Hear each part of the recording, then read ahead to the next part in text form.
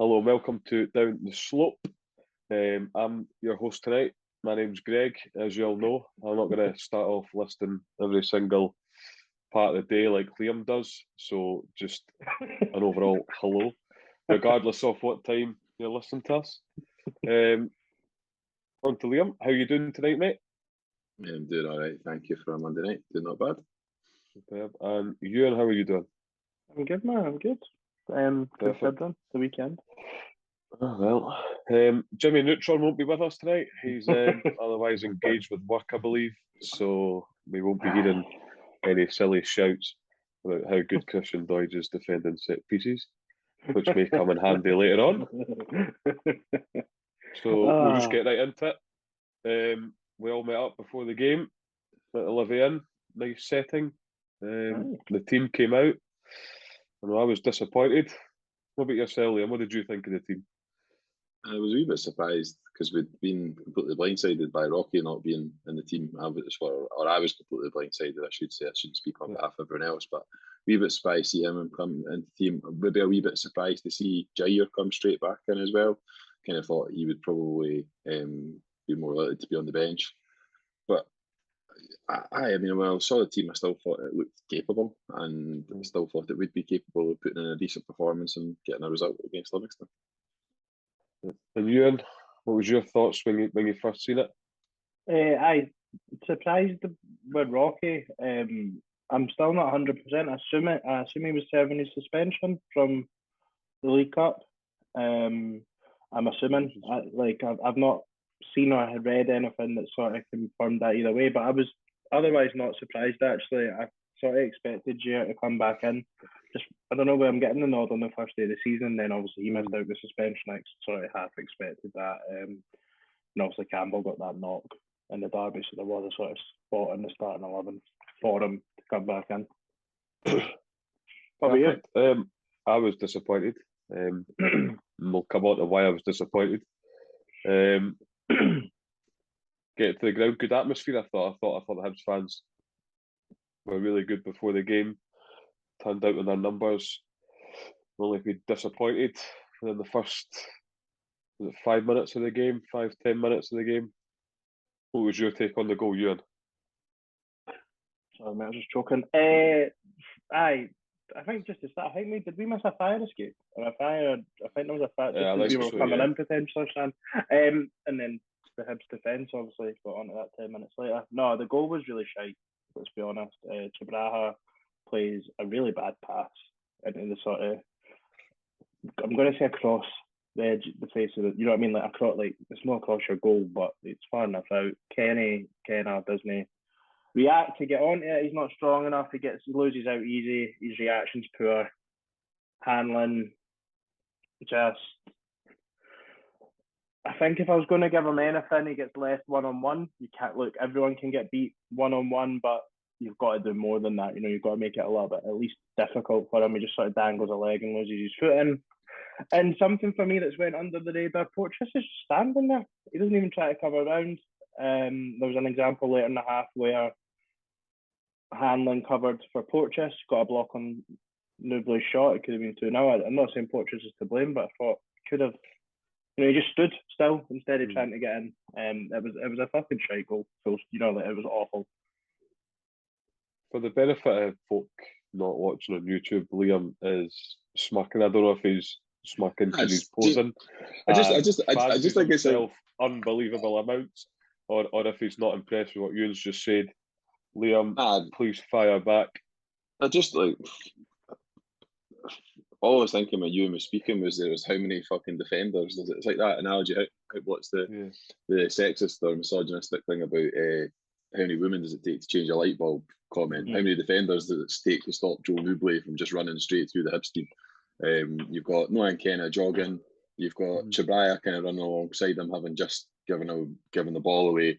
And then you've got Paul Hanlon dangling his leg out. We're going to get a fourth person along to help deal with one centre forward. It's ridiculous. It's 4-on-1 and not one of them touching. But it shouldn't be 4-on-1 because Paul Hanlon and Nohan Kenna, one of them should deal with that. So Kenna either puts on a set of fucking running shoes and catches him down and takes the ball off him, or Paul Hanlon actually does what a centre half's supposed to do. the worst of it. I mean, there's a lot of people that are culpable, but the worst part of it for me is the fact that Hanlon just angles a leg out, doesn't even try and get his body across him, and shows him inside. It's like centre defending 101. He gets everything about that wrong. Like, I've watched it back and I actually cannot believe how poor a goal that is to concede. Yeah. It's chronic. He goes with his left foot, doesn't he? That's how he ends just up angles it though. There's no even his foot. He causes himself in there. Like, he puts his left foot across his body, which I'm assuming is how he ends up losing his balance and ends up on his arse. It's really, really bad. Greg, you had your worries before the game with that selection, and yeah. Well, I think I said it last week. I know my stuff. I think I said it to you straight away. I said he's going to get bullied by Nubly. He's nowhere near strong enough. I mean, look, of course, the ball across, bit of a hospital pass. Kenna absolutely should be doing more. I think it was a bit of a theme that players were jogging back into the defensive areas on Saturday, but that from Hanlon's just unforgivable. Like, I have my doubts about him, to say the least, for quite a number of years now, and that just sums it up. I know that maybe you guys were happy for him to play a bit part role this season, come in when required, but he came in when required, and pretty much straight away he's made a mistake. It's criminal. Like, I think that was the point where I'm now totally done with him at the club. I think I can't. You just can't defend him anymore at all. It's so bad. It's just weak. Like, there's no substance to the tackle. He's not even tried to show a little bit of aggression and stop the player or the ball. He's just literally dangled a toe in there. And to be fair, Nubly's finished it well, let's be honest, but we've made it so easy for him. Liam, you're going to chime in with something? Just some mitigation, if I can, and some mitigation, and admittedly, it is a little bit weak. I think had Rocky been fit, I think Rocky would have, or been available, should I say, rather than fit. I think had he been available, I think he would have played up against Nubly. I think he would have done a better job. I think Hanlon was brought back into the team maybe ahead of schedule. I don't think the intention would have been for him to play this game. He didn't even get through all 90, did he? Like, and it's not like he was getting a torrid time in the second half. He probably actually didn't do too badly in the second half. They did get a bit more. I think Nubly ended up playing on Cadden a lot more in the second half as opposed to either centre half. But there is obviously the factors around. Like Liam says, he has come into quickly back to the team and having a striker run one-on-one with you that early in the game, but he's just made an arse of it. And I think Brody said it at the game, like, they've just the nature of the way he falls and stuff as well just makes it look 10 times worse than it. You know, just like the optics of it, if you like, just are awful. So yeah, that was a really good start to the game. Well done, Hibs. So obviously after the poor start to the game, you'd expect Hibs to maybe give a bit back to Livi. I didn't really see any of that, Ewan. Did you? No, the first half in general was awful. Like I mentioned earlier, Nubly probably had the only other real chance of the first half as well. And it came from him. It could have been carbon copy, really, the first goal. A ball across, I think it might have been Shabraha again, into Cadden. Cadden obviously stumbles on it, Nubly gets in, and between Hanlon and Marshall, they managed to make this. Hanlon sort of blocks the shot and Marshall makes a save. But it was a bit of a disaster, to be honest. The first half, we didn't really offer anything at all. I was a little bit miffed by the change with Melkerson and Doidge. I don't know if anyone else picked up on what actually happened there. But Doidge came on, Liam. You defended him at the start of the season. Give me your thoughts. I did that. I was quite resolute in my defence of him at the start of the season. I insisted that he had enough credit in the bank to be given an opportunity this season. He has, since the Clyde game, done his damnedest to prove me wrong, because he's been absolutely woeful, really, since the Clyde game, without wishing to completely make it about one individual. His performances have just been nowhere near it, and it's difficult as a fan sometimes to figure out what it is. but it looks to be one of two things to me. Either he is just not interested and his effort and his commitment levels have dropped a little bit, or it's the other thing, which is he just doesn't have it anymore. The injuries that he's either taken too much out of him and he just doesn't have it anymore. But some of his attempts at playing the game on Saturday, well, I don't want to talk about something that happened later on in the game just yet, but just really, really poor, lacklustre. Yeah, I think. I mean, he obviously had that only shot on target in the first half, and he should have scored.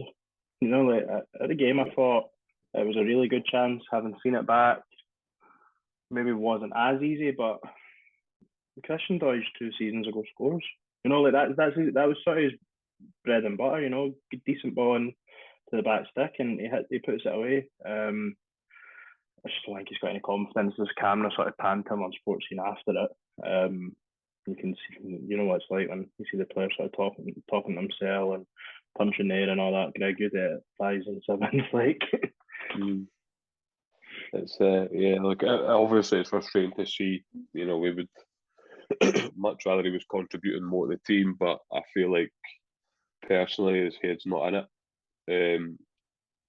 The willingness to drive forward or to get the ball at the feet and try and make things happen just isn't there. Doesn't, like Liam mentioned at the game, it took about 20 minutes to get from one end of the pitch to the other. It was an interesting sub, it really was. Yeah, I still don't know what happened, but yeah. It sort of got merged into the water break, didn't it? So it got merged into the water break. It just Doige came out. Yeah, I wasn't impressed with the sub myself, but there must have been something actually going on. Enough of the first half, because we could say you're right, slagging folk. Change at half time. Jar came off. For me, it's the right thing. He's miles off it. He's not ready, in my opinion, for first team football to start games. Martin Boyle comes on. We see pretty much an instant impact. Liam, is that a coincidence? No, I don't think so. I think it gave the fans a massive lift as well, because to be honest, I think there was a bit of despondency towards the end of the first half, understandably, with what they'd served up in the first half. I think there was maybe even a few boos just at half time. So we needed a lift, and I think Martin Boyle gave the team and he gave the fans a wee bit of lift, and immediately we looked to try and get the ball into that sort of right-hand channel. And he did what Martin Boyle does, isolated his fullback, ran at him, tried to get balls into the box, and just generally was a bit of a live wire and a bit of a nuisance, chasing things back the way as well. He provides, it's always really noticeable when guys like that come off the bench, because he provides a certain spark that was very, very much missing in that first half, really all over the pitch for Hibs. There was a couple of times that Ryan Poacher managed to play the ball in between the full-back and the centre-half, and Boyle ran into space, which is great because it's so dangerous. And what was your thoughts on the Boyle substitution? I know we needed to change it up and add something else, but it really did give the fans a lift in it. Yeah, I think when you bring someone like Boyle off the bench, it in turn gives a lot of other players in the park a little bit more freedom. Defences automatically look to potentially even drop deeper to try and do that, and with Boyle's pace in behind, it really stretches the game. The midfield get a little bit more time on the ball to try and pick some passes. It gives that option sort of, which both managers highlighted. We did ultimately go quite direct at the weekend to not just Boyle. We obviously done it against Hearts as well, but there's a difference between lumping it to your striker that's losing it every time against Obalai and I can't remember the other Livingston centre half, but whereas getting it in behind the fullbacks and actually having a threat and a purpose with it.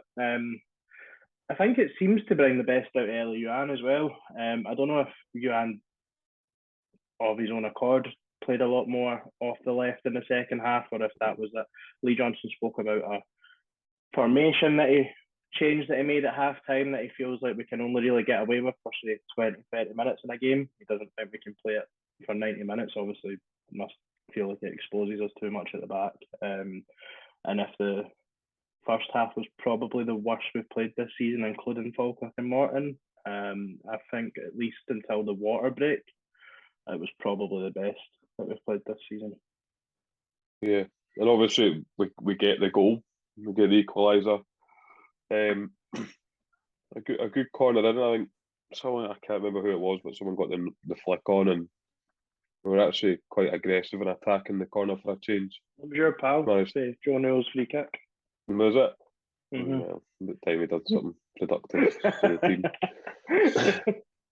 team. And Noam Kenna at the back post got it well and headed it in, and from that point we were well on top. And you're thinking, where do we go for here?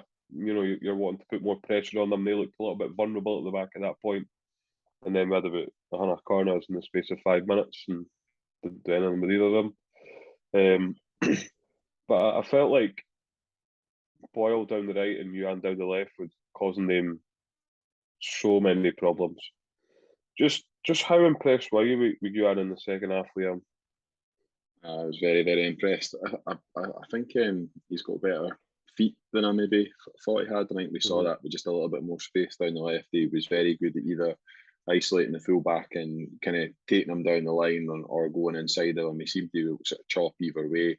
He did a sort of pirouette thing as well at one point, which was very nice on the eyes. I just genuinely think that he, on the left-hand side with a little bit more space, maybe just gives us a bit more threat because he's able to kind of pick the ball up and come inside. And I think a lot of the time, particularly in the St Johnstone game, I noticed when he was being used as a number 9, his tendency was to drift wide or come short and pick up the ball. He's a busy player, and I think if you've got a guy that's as busy as that, you want to get the most out of them. So I think it was good to see him just using his own sort of initiative, if you like, to go and pick up some of those pockets of space. Very impressed. Yeah, I think like what we said about Newbley in the first half in terms of sort of isolating handling for the goal. When Yuan can isolate a defender 1-on-1, he generally seems to give them a torrid time. Some of his footwork down at right at the byline was really, really good. I think he might have a tendency to hold on to the ball for slightly too long. Generally, it looks like he's also trying to find an angle to shoot from. But yeah, he's quite direct, and my one hope is that a goal comes soon for him. Because you don't want that to sort of hang over him. But he looks a real threat. But I sort of agree with Liam. I do see his sort of longer term Hibs career coming in from the left side, which still begs the question that until Kevin Nisbet's fit, Melkerson. Play Melkerson through the middle. We need to do something different. We can't. That was my next question. Obviously, Boyle clearly needs to start games now because until he comes on, we don't look great. And Karen gives us nowhere near enough down the right hand side for me at the moment. So who does play through the middle? Do you think Melkerson should be playing through the middle? Or do you think Bojan deserves a chance? Obviously, missed a good chance at the weekend, but I don't think you can really judge him on that. Yeah, I'd play Melkerson. I've been the one who's been saying play him out wide until he's ready to play through the middle. But we don't have anybody else other than Bojan, who I think could maybe be the answer longer term. But I think he's a project signing, probably in a similar mold to Jair. I don't think either of those two are going to be starting more than 3/4 of our games this season. I think both of those guys will be kind of phased in. But I'd play Melkerson in the absence of anybody else, and continually bringing Doidge off the bench or trying Doidge. I don't think we're going to learn anything new about Christian Doidge that we've not seen already in the last sort of 6 months. Yeah, and possibly getting more frustrated with him each week that goes by. Yeah. Well, and that's the thing as well. And he's a pretty liked member of the Hibs squad. He's generally been, out with his initial 3-4 months, been quite a fan's favourite. Even the people that haven't necessarily rated him, I think they've always accepted that by hook or by crook he's found the back of the net, be it hitting off his arse or what, But the more that he plays, and for like Liam said earlier, whether it's confidence, fitness, or what, it's not doing anyone any favours now. And yeah, look, I know we sort of missed the Livingston goal, but probably just because Bojan missed a really good chance doesn't mean that he can't play at this level. He's played 2 minutes of league football, or however, whatever injury time there was at the weekend. he should have scored. Like you can't get away from that. But that doesn't mean that he isn't good enough. You can't judge him until he's played close to at least a handful of games, because ultimately right now he's got the same amount of league goals as Melkerson. Yeah. Like, I think we've seen Melkerson through the middle, Motherwell away, pretty much. And he scored 2 goals. So if the right I think players around him, Melkerson will be fine. And Yeah. I think if you can get Ewan and Boyle, there's huge threats out wide. So it should mean Melkerson has the space in the box, And I think those front three could be very fluid as well. Like, you need a level of unpredictability about your front three, not just sticking to the one position. So yeah, I think that for me, Melkerson through the middle is probably the best idea right now, based on what we've seen. Just know that. Just know what we've seen in the first half. Fucking Saturday. That was just never again. Too flush. Nah, I think the thing with Gea, he just looks a little bit too lightweight. I don't think anyone can really say that he looks like he has a level of ability. He does look capable of beating a man and stuff, but I think just that sharpness. I'm talking about things I don't know here, but like Portuguese under-23 football, I can't imagine is as fast-paced as Scottish football. And just a few times it'll come into him, and the fullback or whoever it is right up his arse, and it just looks like he's just not ready to receive it and move it at that point. And it will take time to adapt. I think we've seen it with Melkerson, as much as he is still a working project. I think everyone would say that the player he is now compared to January, he looks a lot better. And that it will take time, and that obviously begs another question about the sort of recruitment in the summer and stuff as well, doesn't it? But you are obviously missing someone like Aidan McGeady that would probably have been seen as the starter over Gea. His cousin, I think I'm right in saying, is Renato Sanchez. Who do you remember when Renato Sanchez was like the next big thing, and he was at Bayern and he went on loan to Swansea in the Premier League, and he just, for whatever reason, the pace of the game was just too much for him, and he was considered probably one of the brightest prospects, if not the brightest prospect in Europe when he went on loan. It's a huge coup for Swansea. Setting up to use a different position, and I'm making the comparison not only because he's cousin, because he's a Portuguese player who's adapting to a different league. Yeah, I'm trying to choose my words carefully here. I think he will have a good footballing career, because I think there's definitely something there in terms of talent and ability. Whether or not he can have a career in Scotland playing the style of game that he wants to play or not, I don't know. Jota is obviously the other comparison at Celtic, but I mean, the way he's playing at the moment is just like fucking ridiculous. He's also played in that first team environment, hadn't he, as well, albeit sparingly. I mean, I don't think either of them are really played. I mean, if you look at Jota's minutes before he signed for Celtic, he hadn't played a huge amount of first team football either. So I think there's pros and cons to both, but ultimately I think where I land with Jair is that he is a project player. He might need a bit of time in the development team to adjust. I certainly wouldn't be writing him off and saying that he's not got a career at Hibs or a future at the club. I think he's probably feeling himself that maybe the game's a little bit too physical for him at the moment. Needs time in development squad, which is absolutely fine, because I don't think he was brought in really to be a starter. I mean, he was given the number 10, which is a strange decision, but I think if we're honest with ourselves, he's not ready. He's not at that level at the moment. No, I think the front three for now should be clear, and it's what you guys have said, but I don't think Melkerson was injured at the weekend.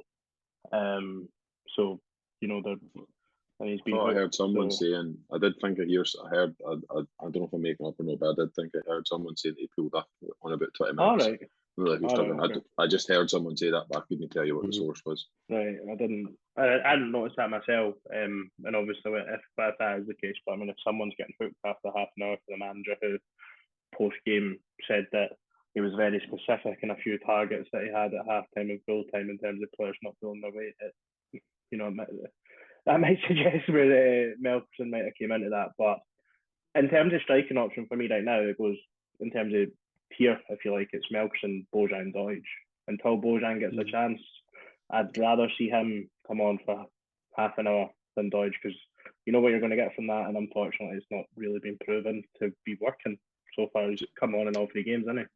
Do you think Bojan's maybe a wee bit of a victim of being deemed sort of too similar to Yuan in their style of play, because they both look like quite athletic front men who are going to stretch defences, they're going to run in behind.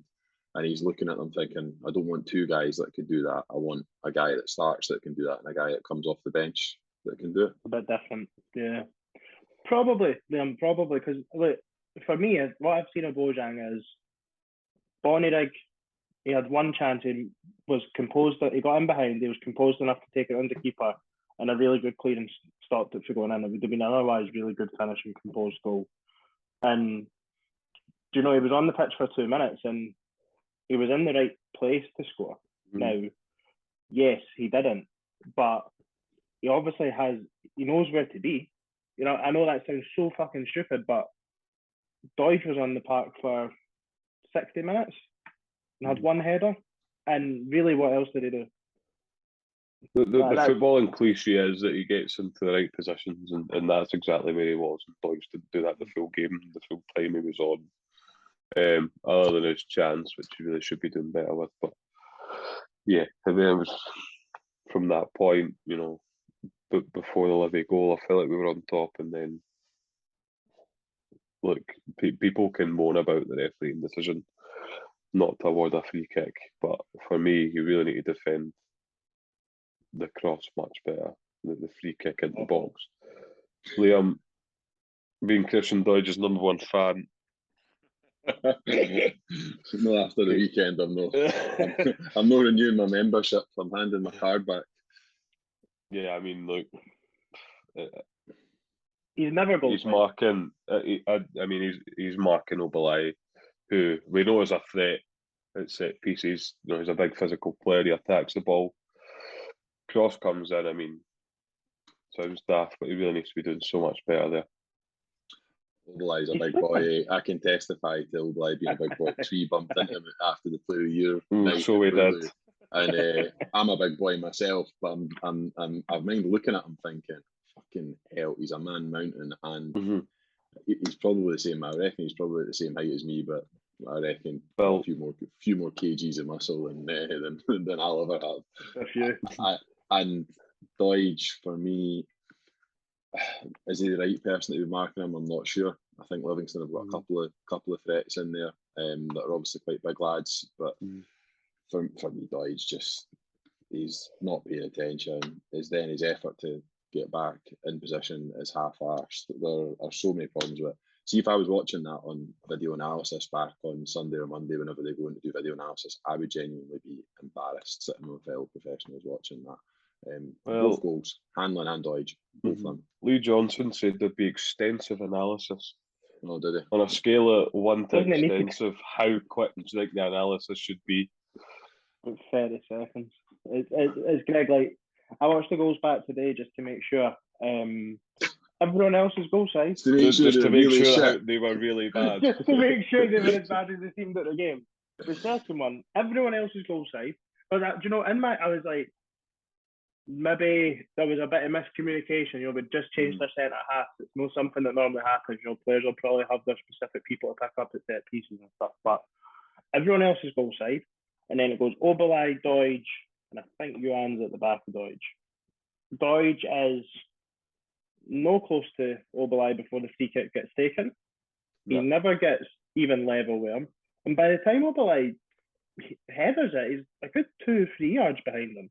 He's never in the right position. He doesn't even react. And it's really bad. And this sort of last 10 minutes has sort of turned into a Doidge bashing a little bit. But that goal is on him. It is that simple. You have your man to mark and you have to deal with it, or at least make it difficult. But Marshall's got no chance. No, it's a good free kick, but just from their point of view, I'm sure it's a great goal. But I mean, to quote Roy Keane, it is 2 yards, and Obalai might be a big lad, but he's not to use any strength at all to get away for Doidge. Just make it difficult. I don't know what Doidge is looking at. Everyone else is doing their job, but Doidge just totally switches off. It's so simple. Can you get in one podcast segment? I think you've misquoted him slightly there, G. I think he said it's 2 yards, man. 2 yards. 2 yards, Gary. It's 2 yards, Gary. It's 2 yards, man. If only Roy Keane was the manager. Can I just make a point on that? And this is going to sound incredibly simplistic, and it's probably really obvious, but for me, that goal, probably both goals that Livingston scored, kind of typify the difference in the two teams between Saturday. Livingston, let's call them what they are, limited, but absolutely full of dedication, effort, professionalism, giving 100%. If I look at the 6 corners that we had in 5 minutes, they were throwing bodies all over the shop to block things, getting away. Even the goal we scored, I think Fitzwater gets a touch on it. And I think possibly the Bojang one at the end. Just doing absolutely everything they can. There's blocks all over the place at every opportunity, which is probably why we didn't really fashion any major opportunities from all those set pieces we had. And then the 2 goals we lose, where there's just a lack of application, a lack of dedication. And that really is ultimately what lost us the game. The one thing I noticed with Livi when they were defending corners with Kobalai and Fitzwater aren't the most technical centre halves, but they will attack things. They're aggressive in the way that they attack corners. They come into the box, whether they're defending or whether they're attacking, they will go and look to win the ball. We just seem to be looking about and expecting someone else to do it for us. That there's no urgency, there's no aggression in the way that we defend. We're far too weak, and look, we probably don't want centre halves to just kick it real hard and real long. But what Livi have is 2 centre halves that will literally dive in front of things to stop the ball going anywhere near the goal, and we just stick feet in, expecting that's enough. They're honest. That's what they are. They're honest. Livi, they're a well drilled machine, and I think Livingston probably don't get enough credit. I don't think they're not the hoofball merchants that they were under Gary Holt. They're not playing extensive brand of football. I think, but they do play a little bit.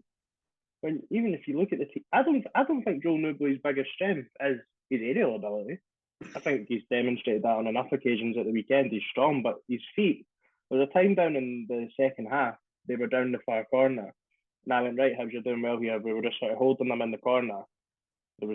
And I thought, right, we're defending this well, and he just nice wee turn, and he gets away from them all. But I don't think you can turn around and say, and this isn't against what you two have just said. Liam's absolutely spot on. They do the commitment and stuff there. But Andy Shinnie, Jason Holt, and Stefan Omeonga, they're no 6'2" huddies. You know what I mean? Like they can't go about and smash. Well, Jason Holt can smash Holt, but I mean, we all seen Andy Shinnie play. He's no going in. You know what I mean? Like, but for whatever they do, it works. And I don't know what their turnover of players have been like, but it feels like all them have been there for a while. Whereas again, we've turned over a lot of players this summer. I think probably, I don't know how off the top of my head, 6 maybe, 5 or 4, 5, 6 probably. And the team at the weekend would have been their sort of first experience at Livingston and stuff. But there's no excuses for it. The one saving grace for me is I think both goals are individual mistakes. I think in general, we limited Livingston chance-wise. Even Newbley's other chance in the first half came from a mistake from Cadden. I know that. I don't think we're getting ripped open, which is sort of the one saving grace, I'd say. I guess for me, Liam, the frustration is that's 4 times Livi have beaten us in a row, which, let's be honest, it's nowhere near acceptable. We laugh, but if you don't laugh, you'll cry. It really is that bad. Like, we cannot accept this. With all due respect to Livi, look, I'm not having a go at Livi. Livi deserve to win the games, but for me, it's Hibernian Football Club should be beating Livi pretty much 9 times out of 10. For me, it shows that is a real issue that we can't beat Livingston Football Club home and away. It's genuinely a concern. And if we lose them by getting, as we say, out-footballed, outplayed. If we lose them by getting genuinely outplayed, then I think that probably makes it more acceptable than losing to them by getting outworked. And I genuinely, that's what I put it down to at the weekend. We were outworked by a team that wanted it more. And the start about 4 different Hibs managers losing to them in a row is concerning, because it shows that we've not found a formula to be able to beat a team that we should be able to beat. And to be honest, Lee Johnson is going to have to learn very, very quickly about this league, because you've got to go to Livi twice this season. You've got to go to Kilmarnock possibly twice, certainly once this season. We're going to have to find a way of winning on don't want to make it all about the pitches, because it's not all about the pitches, it's about other things too, but we're going to have to find a way to win at those grounds this season. Not a lick of water went on the AstroTurf at half time. Not a lick of water went on the AstroTurf at half time. They didn't want it for the Rangers game either. And that's a tactic. It's a clearly a tactic, but we have to learn to adjust to that. We didn't know all week they weren't going to water it. I look at it, not that I can accept getting beat, but will happen. But I can't accept getting outworked. That's, for me, that's bare minimum stuff. And again, all due respect to Livi, they've beaten us, and they've deserved to beat us on the 4 occasions, because we've been miles off it, whether we've gifted them goals or whether we've just not been good enough. It is a mix that is very dangerous, and we need to snap out of it very quickly. 3 of the 4 games, and it's been all 3 of them that were at Ammanville, has been exactly what Liam said. We weren't really outplayed. The last game under Jack Ross was an absolute shambles. Missing penalties. Your captain, your vice-captain getting sent off. The time when we went there in the split under David Gray, nobody gave a fuck. Like, that was just so, it was so obvious watching the game. There was no, I think it was at 1-0, and it was just the most obvious 1-0 ever. And then the weekend there, the game at Easter Road under Maloney, they battered us. It was a 3-0. Like, they did batter us, and it's getting a bit of a mess. And Livi really is a bogey team for us. Even under Lennon, didn't have a good record there. I think Hecky won there, but I remember probably the angriest I've ever been coming out. I had came a text you at under Lennon. But when we started up top with Lewis Allen and Ollie Shaw, second game of the season, I was like, we are fucked. Like, this is going to be a long old season. Yeah. But let's move on. Yeah. Well, let's do just that, and let's move on. We have Rangers at the weekend. Now, I think this is a team that we absolutely despise. I think that's fair to say. But what do we need to do to beat Rangers? Let's be really simple and break it down here. What do we need to do to beat Rangers, Liam? Pass the ball quick, be aggressive, work hard. Like, no, genuinely, you won't get a result against either Celtic or Rangers without working hard. Yeah. We'll have to work very hard off the ball. Something we didn't really demonstrate on Saturday. We'll have to work hard with the ball as well, because I think space and time will be probably quite limited. I think the obvious ploy to get Rangers is kind of what we did to them in the cup semi-final last season, was getting behind them as much as we possibly can and use the pace that we've got in the final third to our advantage. Ewan and Boyle have demonstrated that they can torment defences. They need to do that on Saturday for us to have a chance. You and Lee Johnson, when he was appointed, said he'd have a goal at the Old Firm. What does have a goal mean to you? I think surely it's not the first half. It's starting fast. It's starting fast. I think that's for me. I think that's I think we've seen it in the derby. I think sort of from the first whistle to the derby, probably till 15th, 20th minute we came out and we were well on top. Even just territory. I think we spoke about it the week before the derby. Sometimes just get the ball up the other end of the park, and it actually early in the game it gets fans behind you. Even if it is just sort of throw-ins for the opposition down deep in their half. The obvious one for me is if Barisic is playing, which I think he might if they've got other options to play at left back potentially. I know they're sandwiched in between the Champions League qualifier. Just get Boyle run at him. For me it is that simple. Barisic is not the player he was 3 years ago or whenever he first came in. He nearly gifted St Johnstone an opening goal at the weekend as well with his trademark backstick Barisic. He tried to control it in that. Bear took a touch, fell on his arse and put it wide. But yeah, I think you need Boyle's got his number. Like Boyle has definitely got his number. I think if he's playing, then you really need to target him. If he's not, then I still think you can target that side of Rangers defence. The new guy, Yilmaz.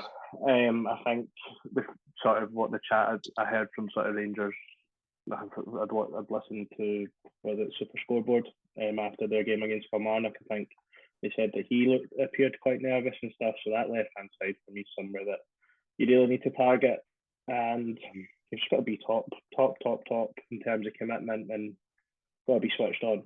You know, you look at the 2 goals that we conceded at the weekend. You can't switch off against teams like Rangers and Celtic, and they seem to be trending in the right direction. Obviously, 7 goals scored and none conceded in the last 2. Yep.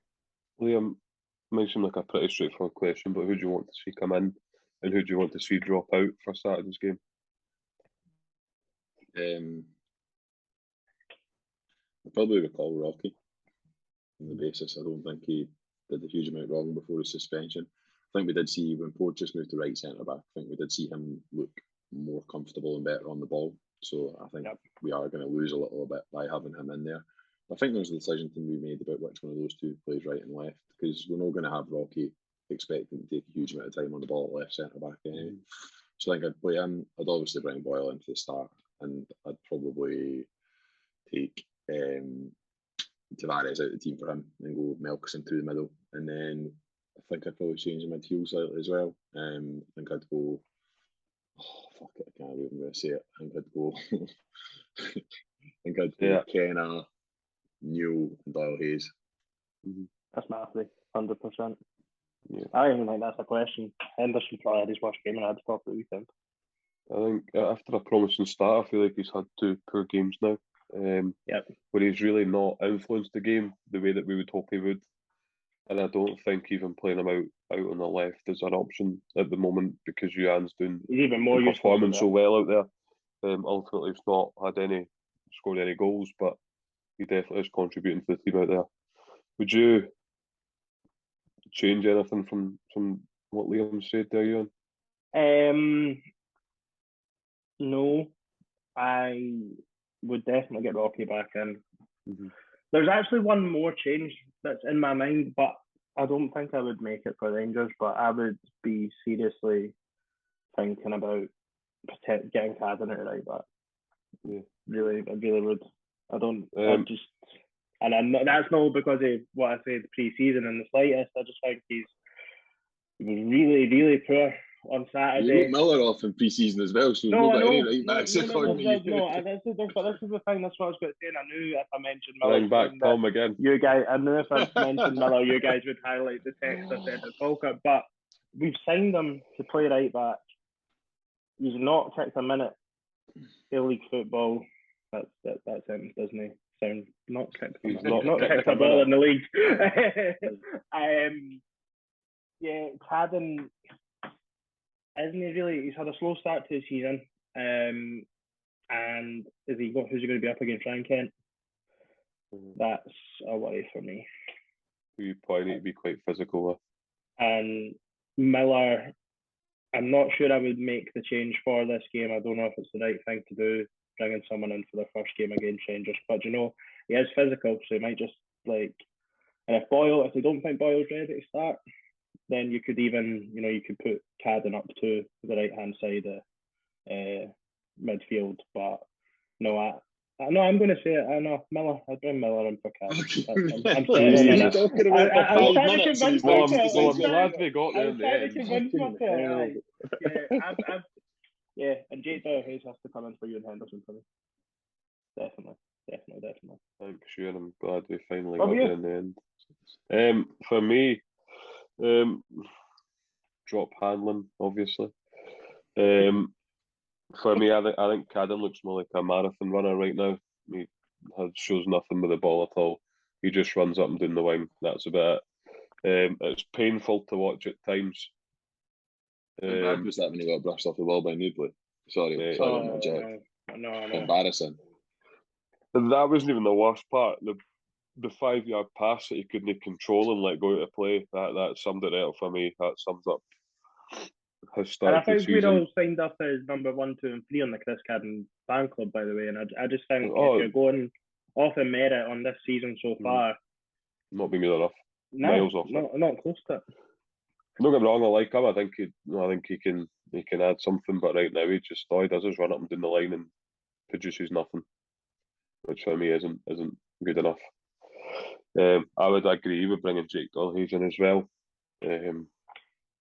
I think Ewan Henderson looks to have struggled the last couple of games, and he's just not where we need him to be in terms of performance levels. So, who are we saying starts up front, actually? I know we've spoke about changes. Are we all sticking with Melkerson through the middle? Boyle, Ewan and Melkerson front three, absolutely. Has to be. Because I think Ewan would cause them problems 100%. Tavernier isn't the greatest defensively if we can get Ewan on him. And I think Braja can carry the ball. Liam was getting off excited at the weekend when free kicks were there and he was like, oh, this is left foot. So I would absolutely, I think Braja can push Tavernier back as well. So I think just to go back to how we can get at them, Greg, Rangers notoriously push the fullbacks high up. I know Van Bronckhorst hasn't done it as much as Gerrard did. But the likelihood is that one will be Tavernier, and I would say that pretty much any time this season we've looked a threat, it's came from either Dronio or Chabraha playing a proper pass in behind the opposition's right back. Down the sides is definitely where we can help them, be that Boyle or Ewan. It's just... I noticed at the weekend Chabraha was playing more balls up the line, lofted balls up the line. That's the one for me. Get them right up the line, get boys in behind. And to be honest, Goldson and Suter, really not convinced. And did Davies play at the weekend, I think, maybe? I don't know. I'm not sure. I'm not convinced. I watched him against Joe Newbley and that was about it. It'll be interesting. Just run us ragged. Liam spoke last season about playing teams at the right time and that with Hearts playing Celtic. I mean, it's Rangers' two biggest games of the season either side of this game. So if you want to play them at the right time, then this could be it. It's early in the season, momentum's a thing as well, but they might rest players. They are scoring goals though, and we are not. I think the Champions League thing's a much bigger issue when they're playing on a Wednesday. When they're playing on a Tuesday, they've still got 2 days to come in. Is it Tuesday they're playing this week? It's Tuesday this week. I think that makes a massive difference. And they're at home as well, so there's no travel implications or anything like that. To be honest, I'd love that to be a factor and that to be an issue and to see them rest players, but I think when it's this early in the season and it's a Tuesday, Saturday, I genuinely don't think it's a big deal. Does that mean that the Wednesday the following week on off, so they've probably got an extra... It's absolutely not a focus at all. I think we just need to play our game and go out there 100%, and do the best that we can. But anyway, score predictions, Liam. What are you going for? 2-1 Hibs. And who's going to score the goals? Ryan Porteous and Martin Boyle. Oh, they will look happy. Ewan. 1-0 Hibs. And who's going to score? Martin Boyle if you do score it. Bojang off the bench. Perfect. How about you? What do I think? I think it might be 2-2. Aye. Yeah, we're not good defensively, but I think we can get in behind Rangers. So I think. Will we be? Are we at the stage now? If Boyle doesn't start, we will genuinely be disappointed. You know what I mean? Like, are we now at the stage where he's had his 45? No, if he doesn't start, we're fucked. To be honest, he's our only hope ball. I think so. But yeah, I think so. Now he's had 45 minutes. He gets 60 or 70, maybe. Aye. I would rather he starts and tries to make an impact and come on. When we're 3-0 done. Yeah. No, but I agree because we want a fast start and you want your best players on for the start as far as I'm concerned. Absolutely, we can take him off when we're 3-0. Nah. Bring Bojang on to score number 4. I will. So I'm going to actually hand over to my lovely assistant Liam. That's the first time I've ever been called a lovely assistant. It's the first time I've ever been called lovely, actually, to be fair, so I'll take it. Well, you're welcome back to the part of the show which we keep on hearing. Actually, we've not heard for months that anyone enjoys it, but we did at one point hear that people enjoyed it, so we decided to bring it back, and that is Guess Who. So if you've not tuned in before, basically I'll give 5 clues about Hibs players, and I'll ask Greg and Ewan to guess who those Hibs players are. I won't reveal who's got the right answer until the end. We've got the player revealed. So without further ado, I will get started, and I'll start with the first Hibs player. I joined Hibs from Birmingham City. I played 16 times for my national team. I'm currently still playing. I left Hibs to join Northampton Town in 2017.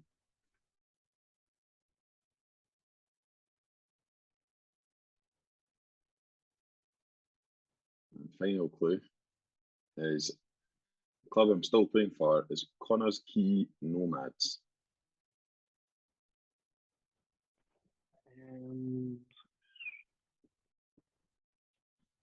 Fucking hell, man. Thinker, eh? Birmingham, Northampton. We'll give one other clue because it is a bit of a stinker. I'm a right back, and the country I made 16 appearances for is Wales. Neil Erdley. Tom James. Oh, Tom James. No, neither. No, it's not. Neil What's wrong? Erdley. Neil Erdley. Oh. There's him. Am I right? Aye, yeah, Neil Erdley. Haven't was at Blackpool? I thought I'd got it wrong because I thought he came straight to Blackpool. Aye, Neil Erdley. Did he get injured? For Birmingham City. Like, in his first games or something? He came on against Dundee Like, United. Came on for David Gray one game. He just wasn't very good. I can't believe he's played 16 times for Wales, to be honest. That was a bit of a surprise when I saw it. I suppose that's endemic of where they were at that time. Right, okay. Second player. I was born in Bordeaux in France. French. I finished my career playing for FC Marmande 47.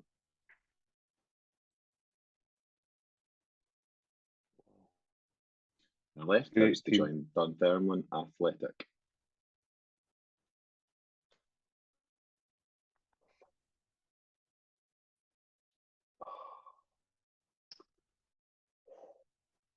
As well as my spell at Hibs, I played for other clubs in Scotland, other than Dunfermline, a club in England, and clubs in France and Morocco. So Hibs, Dunfermline, other Scottish clubs, England, French clubs, France, English and clubs, Morocco. and Moroccan clubs. Fucking hell. Wow. I really hope the next goes a year. In 2 years at Hibs, I made 15 appearances, scoring 5 goals. It's not bad. 1 in 3 strike rate, eh?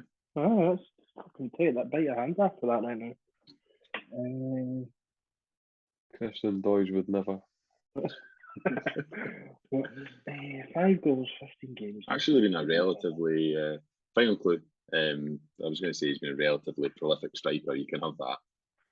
I think it's pretty obvious as a centre forward. I'll name a couple of the other Scottish clubs he played for. Played for Falkirk for a season where he was particularly prolific. Ayr United and Edinburgh City, as well as a spell at Dundee United. Correct. Farid El Alagui. Aye, he went to Dunfermline after us. What a goal he scored on your times. birthday, Greg, eh? Aye, well, shame Craig missed the penalty. Silly idea. Yeah. I was in Cabos when the game he got injured up at Alloa. I think he'd scored as well, potentially. The song was quite good. I hadn't scored. I don't scored. No, Coven scored that day. It would be 2-1. It's a good song, like very simple but good. Yeah. Right, Farid El Alagui. Third player. I'm currently an assistant manager at non-league Folkestone Invicta. Oh yeah, I love your clothes, man. Great start. Great start. I was born on the 25th of November, 1978. Oh, definitely know who it is now. Oh, wait. So you said, I left Hibs to join Hull City.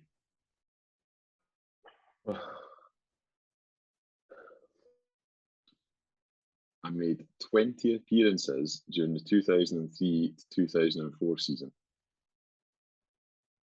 say Newcastle? No, I think I'm a season early with that.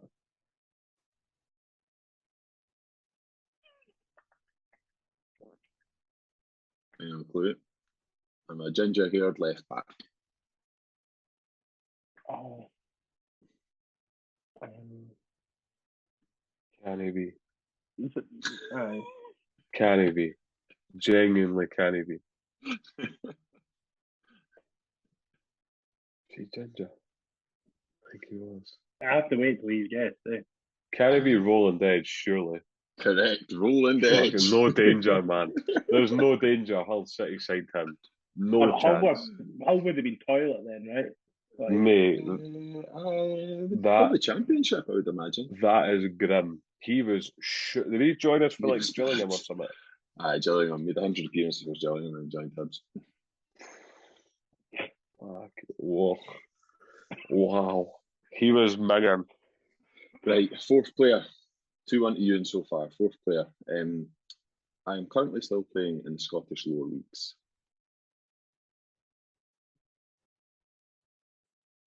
I'm a centre back. Very good. Think we can get him back. I don't know if you'd want this one back. I made 79 appearances and scored 6 goals.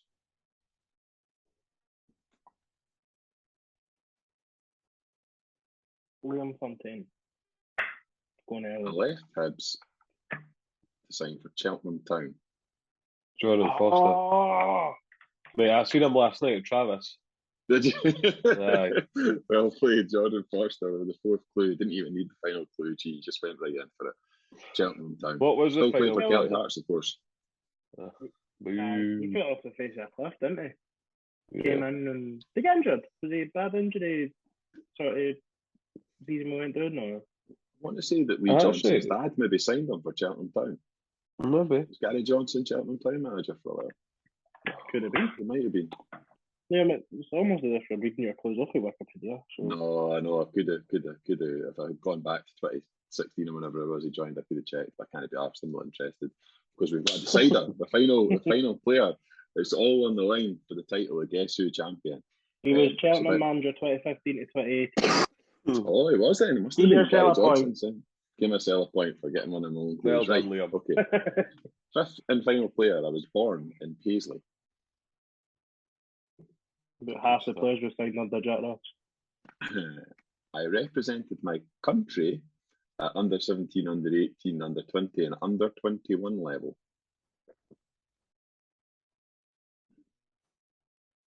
I've played exclusively in Scotland and England. Did you say played or played? Played. Okay.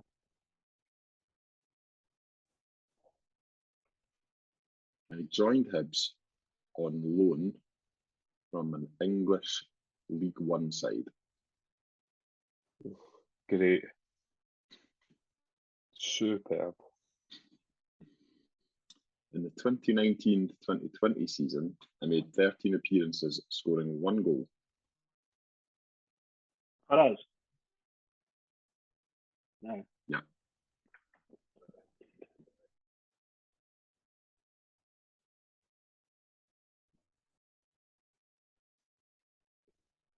Would there be one final extra clue? Because they've been tough clues, this one, just because it's a recent player. Upon the end of my loan spell at Hibs, I signed a short. Correct, Jason Naismith. My clue was a wee short-term contract with Ross County. You got it. Well done. Are you still there? Me too, Ewan. No, he's Queen's Park. Queen's Park. Jesus. We got Kelly last year, wasn't he? I think Yes, and then that's right. What a goal he scored there against Kelly. Smashed it in. Was that Jack Ross's first game? No, Jack Ross's first game was Motherwell at home. Motherwell. We went 1-0 down. On the show. Mm-hmm. Very good performance from Melker that day. Right, that's us. Superb. Guess who's done? Done for another week. Smashing. I'm quite good at that, actually. I'll say that. We're getting better. We're getting better. Certainly, it's a bit of a two-person contest. Yeah, Harry doesn't even join in. Right, we've had a few last-minute questions coming in, so everyone's favourite time of the week. Listener questions. Let me just go through. I'll go through the last-minute ones first, as soon as I right in front of me now. Right, just before we go on to that, right, I went to Tesco today for a meal deal. I feel like we just need to share our meal deals now. I got a chicken, bacon and stuffing sandwich. Nice. McCoy's Thai sweet chicken crisps and a pink can of Monster. Out of 10, please. Could you repeat that? Sorry, pink Monster. Pink Monster, Thai sweet chicken, McCoy's, and chicken, bacon and stuffing sandwich. Scored very highly until you said Pink Monster, which I've never sampled, and I'm not interested. Very sweet. Very good. I'll give you. I wouldn't go for that as the drink, but in terms of if you're on value for money, it's good and all. 8. I'll take that. 6.66. Perfect. Thanks, Liam. Anyway, carry on with the questions. Listener questions. Let's go. Right.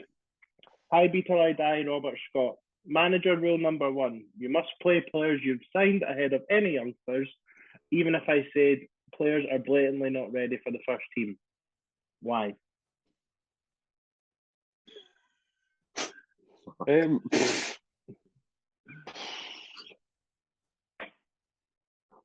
Incorrect. I think there is something in that. The managers do tend to want to pick players that they've signed because they maybe see a certain system or an identity or a way of playing. But I'd like to know from the question who he would suggest should be playing this. Not playing. It was at the club previously. And are we counting players that he's actually signed or maybe like that your Tates the recruitment team have recommended? Players that have come in this summer. I think the midfield's probably the obvious sort of Dylan Tate and Del Fair. That's also one's on loan now, and Dylan Tate's. Liam, did you say you thought someone said he got a bad knock in the development game? Aye, but then also read last week that there's a championship loan pretty much agreed from him. So, right. Next up, Mel Clements. We wasted 3 nice strips in various combos with bad performances last season. Are any of this season's strips likely to bring better form? Superstitious. And when we do hit form, should we petition for wearing that strip continuously? Well, yes. If I think I'm a believer in sort of like, say we start winning in the mint kit, wear it every time you go away, or the black kit or whatever. I'm down for that. Will it help us defend properly? It might. Maybe that's why Dodge couldn't get close to his marker, because he was sweating buckets on a 3G pitch in all black and fucking 28-degree heat. Absolutely nothing to do with his lack of ability. He's off hosting duties, so he's I think we'd all agree we wasted 3 nice strips last season, 3 that could have probably been classics. We're stinking. Do this season's kits deserve better? Let's put it that way. Yeah, but every time we have good kits, we're shite, so maybe we should just start getting ugly kits. Michael Engels Utopia. 3 goals in 3 games. Surely that's a little improvement on last season. No. No. You'll just get to score 1 goal a game and say that's an improvement, especially when you're conceding goals. Because we've also conceded 3 goals in 3 games. So. And it was the same last season as well, wasn't it? The defence actually could not put a foot wrong because that was it. Jeff Ashton, I think he sent us in a few. Also, can we start a campaign to give Tate a chance in midfield before he shipped off to the Championship on loan? It can't be worse than anyone from Saturday, surely, especially in the first half. Yes, where they signed the petition. We started. Did we not start that? I was going to say, I'm all for that campaign, to be honest. I think he deserves it. I think he deserves a chance, and I think if he goes on loan to the Championship, I think we're looking a little bit short in the centre of the park. But I think if he goes on loan, it's not going to help him either. To be honest, I think he's already been at that level. Why would we not test him at this level? But I agree. Centre mid, bare minimum. Nick, seen a lot of stats getting bandied about that tell us Hibs are performing well but not getting what we deserve. This is contradictory to what my eyes are telling me. Should we believe the statisticians and keep the faith or descend into a mild panic? I'm going to take this one first. The stats have got to be taken in context. And look, Hibs had 23 shots at the weekend, 5 were on target. So there's your issue. I don't even think the creating of chances is the issue, it's the taking of chances. Personally, how many were off target? Well, 23 minus 5. Nah, 4 were off target. The rest were just shy. Right. For me, I'm pretty relaxed about the situation just now. It's early in the season. There's a new manager. I think we've seen in flashes that we can play and play well. Definitely not going into panic or mild panic what we're used to. The intent to do what we're going to do looks quite clear, and I think JD Hibs shared a graphic earlier on that showed how direct, I suppose, we've been, for want of a better description. I think the pressing metrics and the measure of how many balls we're getting into the right areas demonstrates that some of the things are going well, but it's just not quite clicking for us. You're right. Your eyes don't lie to you, but I think they also perceive things differently. I'm not going to start wetting the bed right now. We are trying to do in areas the right things. Maybe not coming off as well as we'd hope, but we are still a new team, gelling, new manager. We do need to give it time. But yeah, we'll wait and see what brings the next few weeks to months. But I'm not worried at the moment. I'd be more worried if we weren't getting shots away or creating chances. Right. And this week's, that's not a question, that's a statement. Sean Fenlon quadruple win. 3 managers now, and it's always the same in the final third. Little movement takes players an age to pick a pass, which allows the opposition defenders to get set away before the ball comes in. Surely, as professional footballers, 90% of the time you should know your next pass/play before you receive the ball. Otherwise, how are you going to be quicker than and smarter than your opponent? ? I might be rambling a load of shit, but watching Hibs' first half on Saturday just felt like we couldn't get the bare minimum right. First touches, second ball, passing, tackling, etc. It's been that way for a while now. Is there an issue with the coaching? I think you guys sort of touched on that, especially with the first half earlier on. I don't think it can be coaching though, because we're on to our third set of staff in the last year. They're not all doing the same thing. Patience is a virtue. I think if patience is going to be needed. Lee Johnson sort of said that himself, didn't he? He said 12 games. If we include the League Cup games in that, what are we in? 7? So probably talking give it till at least the international break, Liam. What do you think?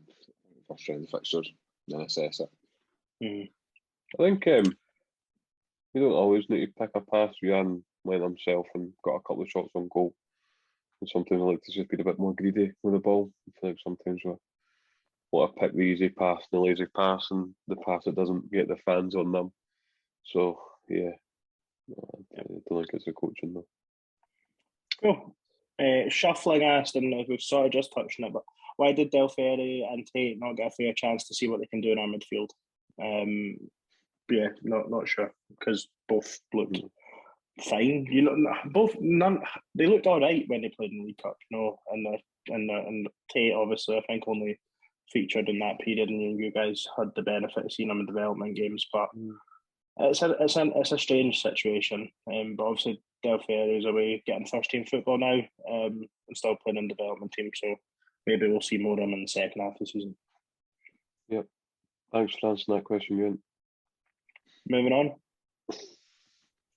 You just spoke about it. Neil Edwards, why are we so soft when we come up against teams like Livi? Can't believe it's the pitch to blame all the time. Look at Celtic at Kelly. Also, why do we have artificial pitches in the Premier League? You wouldn't have them down south. We're not blaming pitches. We can't start blaming pitches. We're not having that. It's the same for both teams. We are weak because our players are weak and aren't willing to put the boot in. It seems they aren't willing to get physical with physical players. So yeah. I think they were said something interesting potentially too separate. I'm going. Postecoglou said something interesting after the Celtic Kelly game, where he was asked the question directly about the plastic pitch, and he was making the point that sometimes you've got to take. I'm paraphrasing massively, but he said sometimes you've got to take excuses away from the players and not make the plastic pitch as an excuse. And I do hear it creep back in when fans talk. I would really hate to think that we as a club allow our players to use that excuse, because we have 2 plastic pitches in the league and we have to play there, as I said already on this podcast, a few times a season, and we have to be fucking prepared for it, and we will work all week on that, so no excuses. We've got a plastic pitch at the training ground, so let's not start coming up with shy excuses, to be honest. Jimmy Gardner, do you think we might get a centre-half in any time soon? 2 seasons and still waiting. It's really not good enough. And has anyone heard any word regarding Kyle McGuinness's injury update? On the second half of that, did he say no. 2 seasons? Try 4. I would still like to see a centre-half come in before the window closes. I think we're all in agreement there, are we? I think the club have kind of, in some ways, if they try and say that we've signed a centre-half because we signed Kyle McClelland, they've kind of shut themselves up their own argument there by leaving Kyle McClelland out the team on Saturday, when he probably should have come in for Rocky, given Hanlon probably wasn't fit enough to play 90 minutes. So we haven't signed a centre-half for the first team. We've got the same centre-half for last season. Jeff Ashton again, this was his other one. When are we going to string 2 halves together? I can't remember the last time we did it with any manager. Getting seriously concerned that we are near the end of another window and we've added Rocky and Kyle McClelland, not established centre-half, preferably with a left foot. So, we've literally covered the second half of that. But, the 2 halves one's interesting, isn't it? Because you're talking St Johnstone was a bit patchy, Livi, patchy, Hearts, patchy. Yeah. That was definitely an issue. We've not really done it for a while. Where you can say, the full game we were at it, or the full game we played well. So, I feel like we do turn up for one half, or at the weekend we turn up for 20 minutes. I expect that to be enough. Adam Jackson left in January 2020. We've not replaced him. Yeah. And I'll tell you what, Adam Jackson played 22 games and scored 4 goals, which is a very good return for a centre-half. And I thought defensively he was good. Yeah, he was just coming into his own really as well. I think he'd just got in it, and then I think it was his decision. I think to move on. Just as well as replaced him then. Scott Craig, can we finish top 6 with the squad as is? Starting to doubt we will bring anyone else in and still badly need a centre-back, centre midfielder and a striker. I think we can comfortably finish top 6 with the squad as it is. If you talk about the squad, there's obviously quite a few players injured, but no, I think we've got more than enough to finish top 6. Whether we can consistently put the results together to then move on to Europe, I'm not so sure. I'll be used to. I'm not sure. Comfortably would be my review of that. Right now, I would say 6th. If we don't add anyone else, but then we do also have Kyle McGuinness if he's alive to come back, and Kevin Nisbet to come back as well. But it depends what position we're in at that point, to be honest. So I don't know if it'll be comfortable. The squad at the moment is underperforming. Once the squad are performing at their peak, then we'll come back to that discussion. We need to sign a centre back. We need to sign a centre midfielder. And I think there's question marks about whether we need to sign number 9. And I'm not really seeing any evidence at the moment that's happening, because the transfer activity seems to have dried up over the last few weeks. And the noises from the club have been that we're not adding any more in until maybe some leave. Yep. So I think that squad at the moment it's probably just about good enough to sneak into the top 6. Yeah, I would say 6th, but Okay. maybe I'm being negative. Sean Steele, there is a little bit of a lover for you here, Greg. The midfield is so weak. Do you not think we're missing something there? Look, I think we've all agreed. Yes, we've said we would like a central midfielder. Can you tell him nobody cares about Newcastle United? He needs to get a rest. Is that what the next question part of this question is? Yeah. Right, okay. Because random question, but have any of you boys seen Jimmy Grimble should be signing Psycho in midfield from that, or Greg? If anyone's watched Mike Bassett, Football Manager, I think we should sign Wacko, the centre half.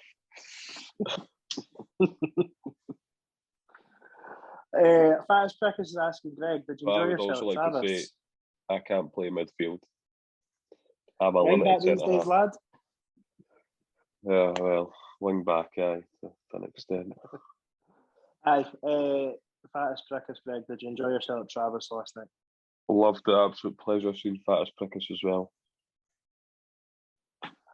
Right, Mason Forrest, maybe not against Rangers, but after that game, is it worth giving Kyle McLeod the chance? He surely being a better option than Rocky or Hamlin, considering how good a pre-season he had. Probably not a better option than Rocky, but definitely a better option than Hanlon. I'm not really sure what difference it makes him coming up against Rangers. If he's good enough, he's good enough.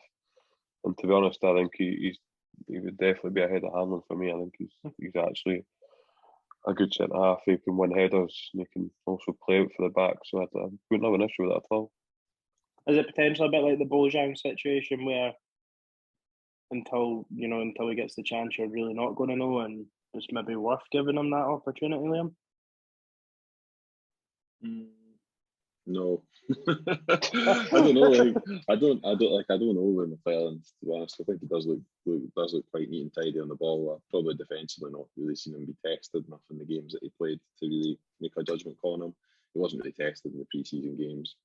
When he was tested against Falkirk, he came up short. So there might be something there, but I think we're getting a wee bit excited by talking about all these development players when they couldn't beat Brecon fucking City with the team that they had out, saying that they should all be in the first team. If you can't beat Brecon City, then should really many of those guys be in the conversation for the first team? Probably not.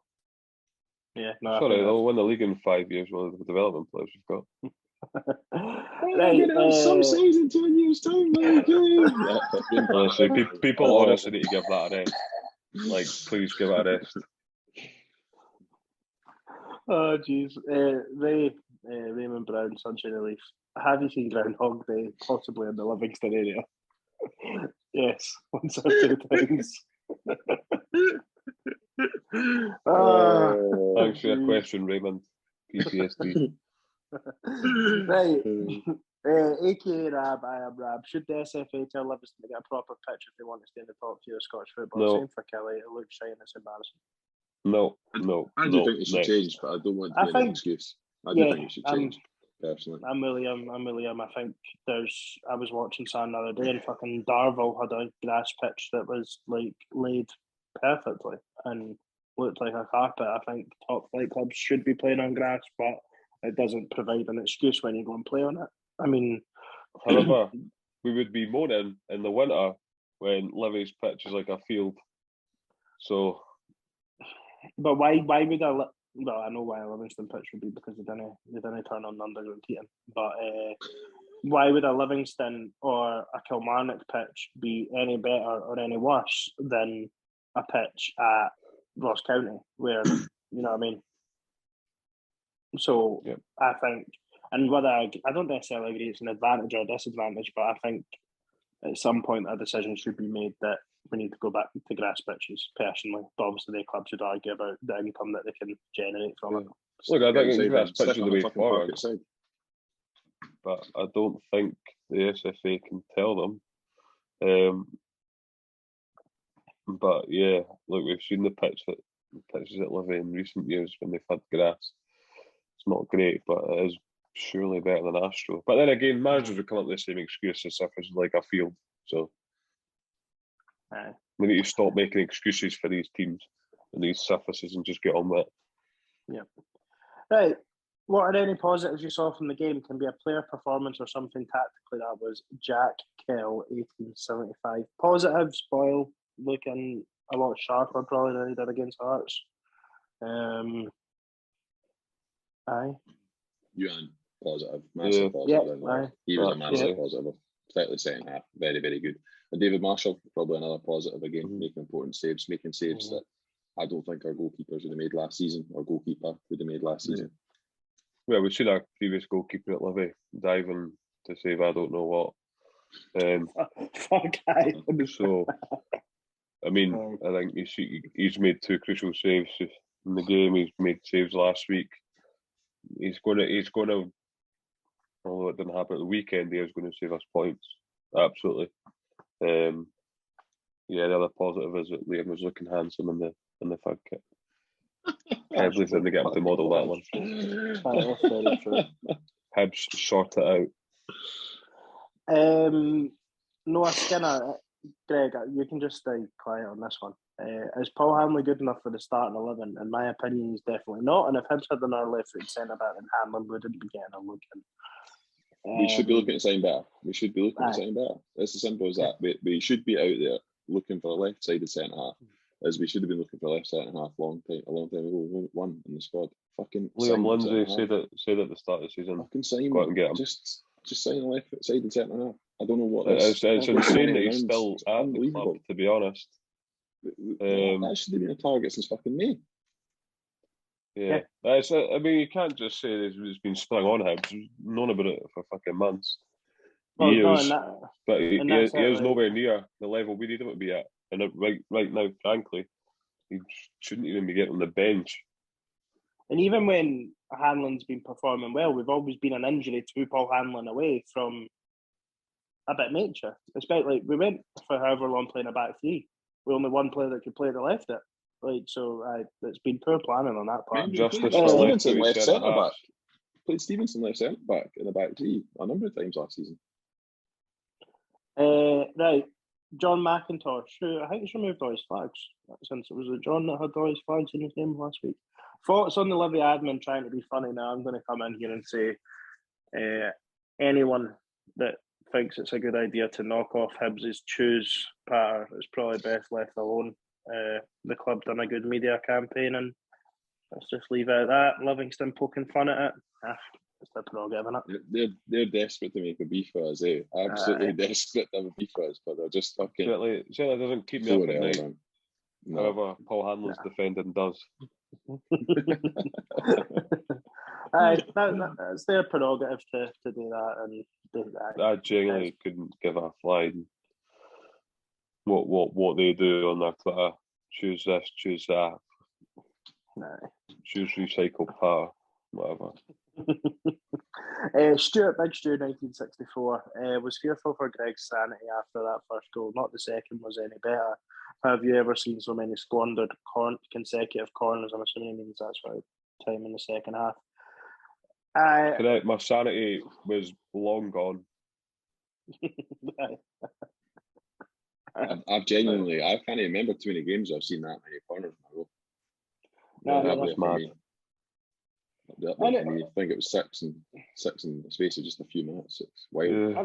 I think only one of them was actually decent as well. See, I don't know if I agree with that, because you're obviously, if they're not able to comfortably clean them, which they're not because they're going out for another corner, it's like they're obviously a decent ball this in, and you're obviously applying pressure. Like I don't know. And the goal to corner taken ratio can't be very high.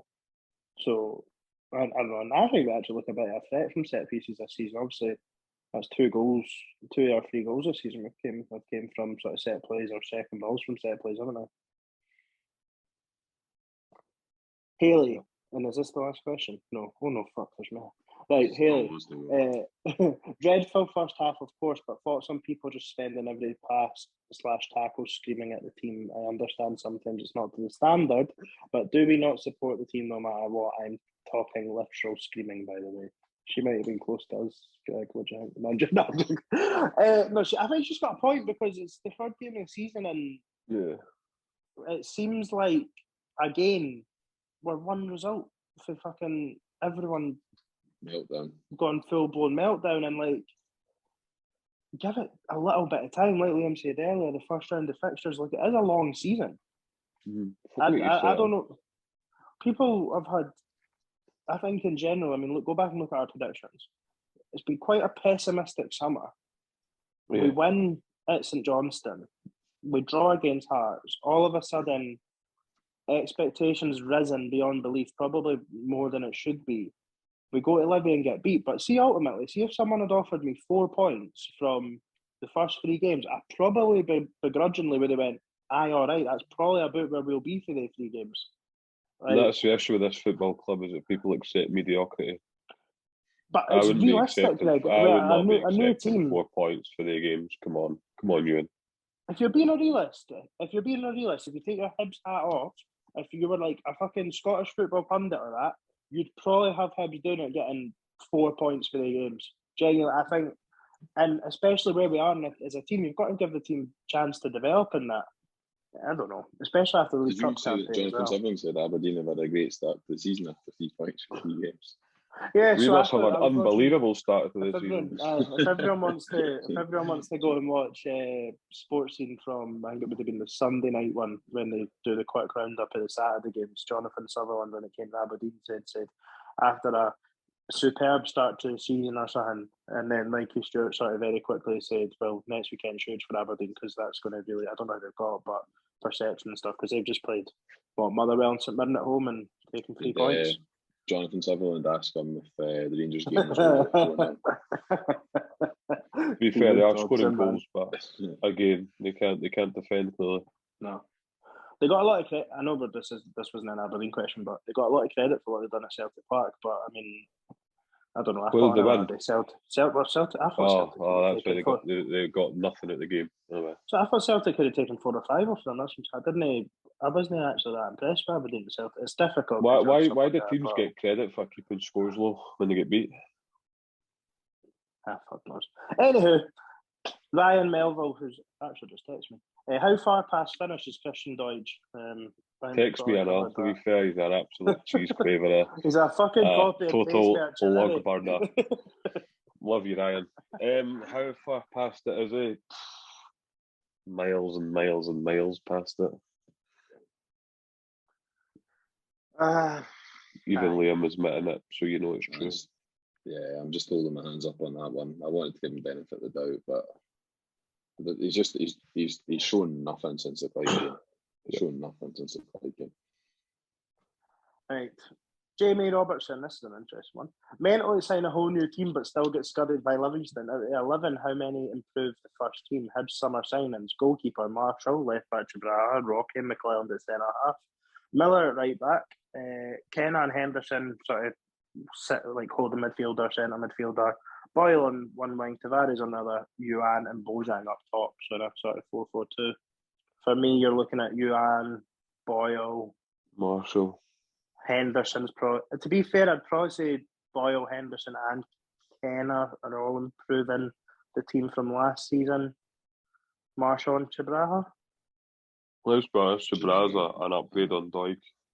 Some of the way that Doig played last season. Yeah, I'd say Chibraha's an upgrade, to be honest. So they've actually, when you spell it out like that, I think there's probably 5 or 6 that come into the starting lineup. And that's, I remember back to the transfer squad review we did, I said that we need to sign starters, and we probably have signed a few starters. I'm not totally sold on having Henderson in as a starter because he was there for the last 6 months of that season. But I think everything else is probably valid. Yuan and Boyle certainly. So let's hope that they can gel, because they've only had some of them 1 or 2 games together. So, but they do look dangerous. So. This is going to be quite a disappointing one for Harry, not to front. But once again, our midfield outfought by Stefan Omionga. Could we solve this by just making him a Hibs player? No, Steve, I didn't want to, but no, like he's had his time at Hibs, and he wasn't good enough. He didn't get the job done, and Liam, don't even bother. Do not even. No.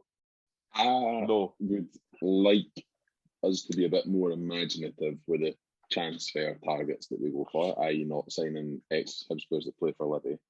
Stefan Omiyonga now has the piano thing used against him in terms of the excitement of his second signing. Everyone remembers his second spell and no one remembers his first spell.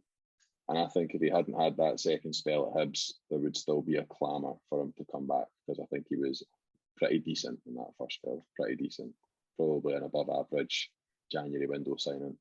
And if I'm just going to offer a different opinion, I think if we were to sign him, I don't know he would come in and be a starter for us every week, but would he improve the squad and give us something different? Possibly. I'm going to say no. Solid no. I don't think we need central midfielders that we're not sure if they would come in and play every week. We need someone that's going to come in and definitively be better than what we have. I would quite much rather have Dylan Tate on the bench than Omiyonga. Right. This is actually a response to someone else, so that's not a question. That was a statement. Right, you and Craig, how far in the bin should the sign Stefan Omiyonga brigade go? That was totally not like that. It's just the order that I'm scrolling. I actually think that question came in before the previous ones because they're coming in sort of reverse order. But we've just covered that off you, and hopefully that covered your answer. Kirby Nisbet's asked something that I believe one of us, can't remember who it was, mentioned walking to the ground, and unfortunately Harry's not with us. But why wasn't Harry at the game despite giving all the rest of his pelters when we don't make away games when he's up the road? Harry was at the bowling club. Look, please feel free to tear him a new one. Look, he had made other commitments with someone in our friends group attending a sort of charity Memorial Day and stuff. Prior Harry was up though. But he was here and he didn't attend. And you know, this is nice because this is going to be the last question. So, Harry, if and when you're listening, poor. It is poor. But hey, there was a good reason to be fair. Aye. You'll get away with that one. Right. Greg, you were the host tonight. You want to wrap us up? I know. I feel like I stopped hosting about an hour ago. Look, difficult weekend for us all, but listen, we go again on Saturday. Hopefully get a good crowd at Easter Road. And who doesn't want to beat Rangers? So get along and support the boys. But that's all from us. Good night, God bless. On the Hibs. Cheers.